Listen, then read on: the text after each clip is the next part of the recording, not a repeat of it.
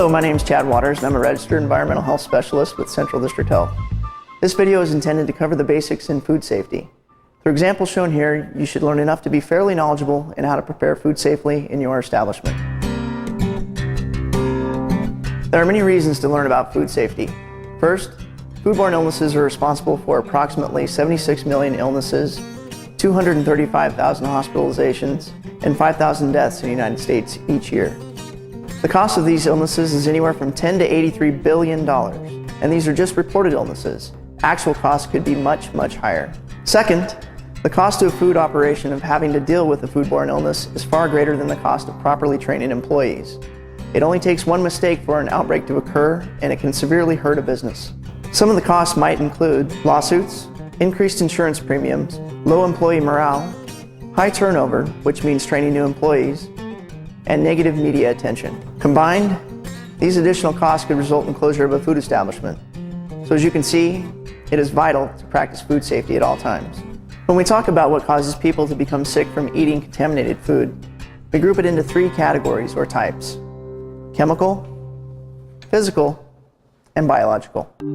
Chemical contamination is easily described as some sort of harmful chemical getting into food, usually through improper storage or excess concentration. Physical contamination applies to objects that make their way into food, usually during preparation. Examples would be hair, bandages, fingernails, metal shavings, or parts of equipment. The third type of contamination is biological. This is what we'll focus on more than anything else. Biological contaminants are those small and most often microscopic organisms that are either a natural part of the food or are introduced into the food by improper handling. What are some of these biological contaminants that can cause illness? They're usually grouped into 5 categories: bacteria, viruses, parasites, protozoan, and fungus and yeast. Bacteria are single-celled and can grow anywhere. That means that bacteria do not need a living host, such as an animal or human, in order to reproduce. This is very important when we talk about food safety and the ability for bacteria to grow in certain types of food. Viruses are the second type of organism that can cause illness. Examples are hepatitis A and norovirus. Hepatitis B and C are not foodborne illnesses. Norovirus, sometimes known as the cruise ship virus, is very easily spread and can cause a lot of people to become sick at one time. The virus can also be spread for up to 2 weeks after symptoms are gone. That's why it's so important to practice good personal hygiene.